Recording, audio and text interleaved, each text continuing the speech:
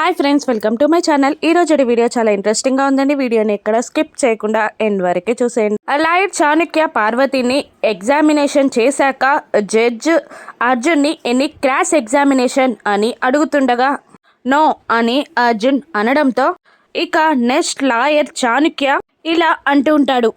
Lucky పార్వతికి December 10 మున్నార్లో పుట్టింది. ఆ రోజు పార్వతికి డెలివరీ చేసిన హెడ్ నర్స్ సుశీల కూడా ఇక్కడే ఉంది అని అంటూ ఆవిడని ఎగ్జామ్ చేయడానికి పిలిచి ఆవిడ్ని క్వశ్చన్స్ అడుగుతూ ఉంటాడు. చెప్పండి, లక్కీ పాప ఎలా పుట్టింది అని అడుగుతుండగా డిసెంబర్ 10న మున్నార్ హాస్పిటల్లో ఆవిడ పుట్టింది అని చెప్తూ ఉంటుంది ఆ సుశీల. మీరు ఆ హాస్పిటల్లో ఎన్నేళ్లుగా పనిచేస్తున్నారు అని అడుగుతుండగా 10 years నుంచి పనిచేస్తున్నాను. ఆ రోజు పార్వతి అనే ఆవిడ నొప్పులతో మా హాస్పిటల్కి వచ్చింది. డెలివరీ చేసి పాపని ఆ అమ్మాయి చేతిలో పెట్టే లోపే ఆ అమ్మాయి అక్కడి నుండి వెళ్ళిపోయింది అని సుశీల చెప్పడంతో మళ్ళీ ఎనీ క్రాస్ ఎగ్జామినేషన్ అని అంటుంటాడు జడ్జ్ అర్జున్.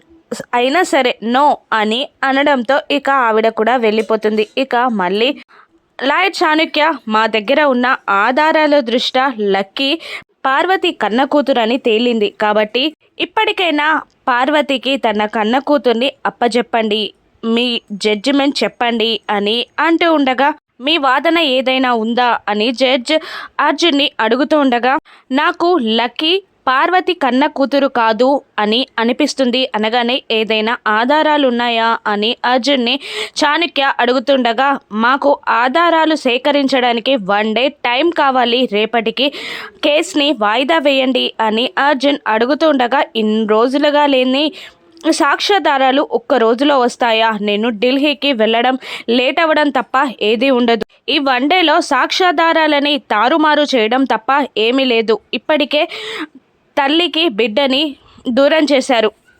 మీ నిర్ణయాన్ని చెప్పి జడ్జిమెంట్ ఇవ్వండి అని చాణక్య అంటూ ఉండగా ఇక అర్జున్ ఇలా అంటుంటాడు. ఆఖరి క్షణంలో కూడా నిజం బయటపడొచ్చు.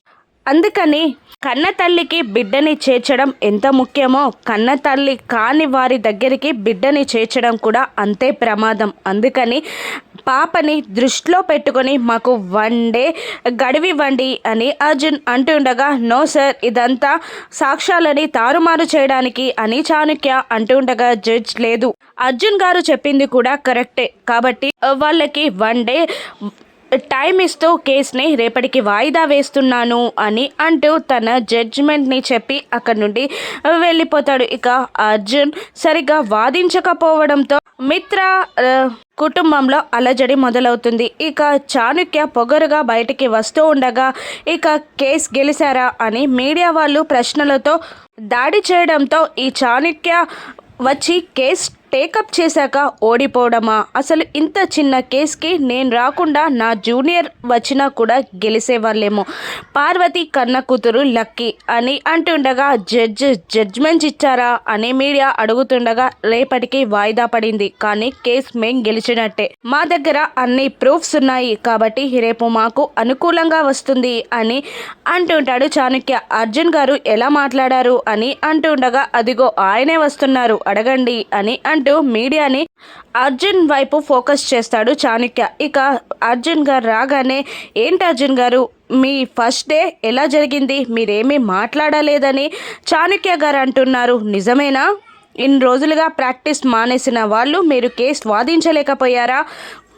లక్కీ పాప పార్వతి దగ్గరికి వెళ్తుంది అంటున్నారు, అది నిజమేనా అని అంటూ మీడియా అర్జున్ని అడుగుతూ ఉండగా దానికి సమాధానంగా అది నిజమే, అతను ఏమీ మాట్లాడలేదు అని అంటుంటాడు చాణక్య. మళ్ళీ రేపు ఎవరు గెలుస్తారు అని మీడియా అర్జున్ని అడుగుతుండగా రేపటి వరకు అదే ఫలితం వస్తుంది. నేను చెప్పాను కదా, రేపు ఆయన ఫలితం శూన్యం.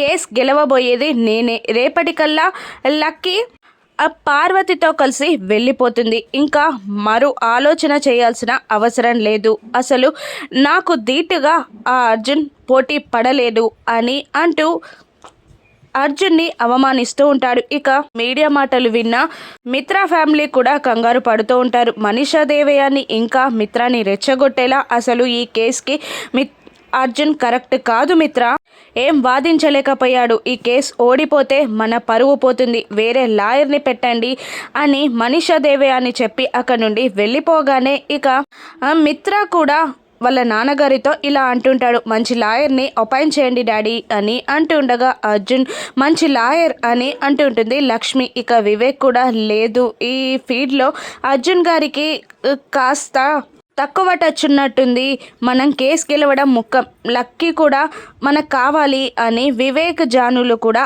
అంటూ ఉంటారు. ఇక లక్ష్మి అయోమయంలో పడిపోతుంది. కానీ వాళ్ళు వేరే లాయర్ని పెట్టుకోవడానికి డిసైడ్ అవ్వడంతో చాణక్య మాటలు ఆలోచిస్తూ కార్ దగ్గర నిలబడి ఉన్న అర్జున్ దగ్గరికి లక్ష్మి వచ్చి, సారీ అర్జున్ గారు, నా వల్ల మీరు లాయర్ కోటు ధరించాల్సి వచ్చింది, నా వల్ల మీరు అవమాన పాలయ్యారు, నన్ను క్షమించండి, మీరు కేసు వదిలేయండి, వాళ్ళు వేరే లాయర్ని పెట్టుకుంటారంట అని అంటుండగా, సారీ లక్ష్మి, ఈరోజు నాకు కేసు వాదించడం చాణక్యాన్ని ఎదిరించడం రాక కాదు, నీ కోసం ఆలోచించాను అని అంటుండగా అయోమయంలో పడిపోతుంది లక్ష్మి. ఏంటండి మీరు అనేది అని లక్ష్మి అడుగుతుండగా, పార్వతితో కేసు మొదలైంది అని అందరు అనుకుంటున్నారు, కానీ కేసు మొదలైంది నీతో, మున్నార్లో, నువ్వు అక్కడే మున్నార్లో ఉన్నావు, అదే హాస్పిటల్లో ఉన్నావు, ఆలోచించు, నిన్ను హాస్పిటల్కి తీసుకొచ్చింది మిత్ర, భాస్కర్ ఇంట్లో ఉంది నువ్వు, ఈ కేస్ స్టార్ట్ చేయాలి అంటే నువ్వు మున్నార్లో ఉన్న విషయం బయటపడాలి,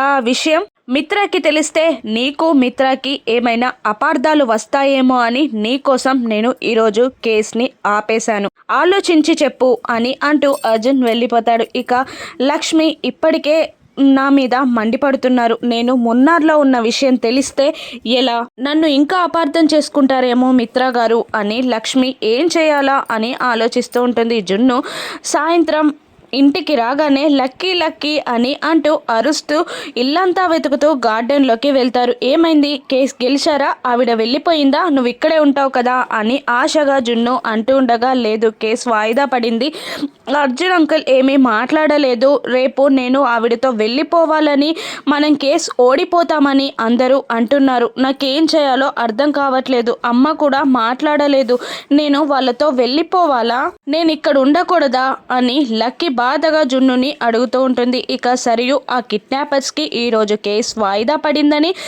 రేపు కేసు తేలిన తర్వాత మీకు కాల్ చేస్తానని చెప్పి ఆ రౌడీలని అక్కడ నుండి పంపించేస్తుంది. ఇక లక్ష్మి నిర్ణయం ఏమిటి, లక్ష్మి భాస్కర్ ఇంట్లో ఉందని, లక్కీ కన్నతల్లి లక్ష్మి అని రేపు కోర్టులో బయటపడుతుందా, భాస్కర్ బయటికి వస్తాడా, రేపు చాణక్యతో అర్జున్ వాదన ఎలా ఉండబోతుంది, రాను ఎపిసోడ్స్లో చూద్దాం. Thank you for watching.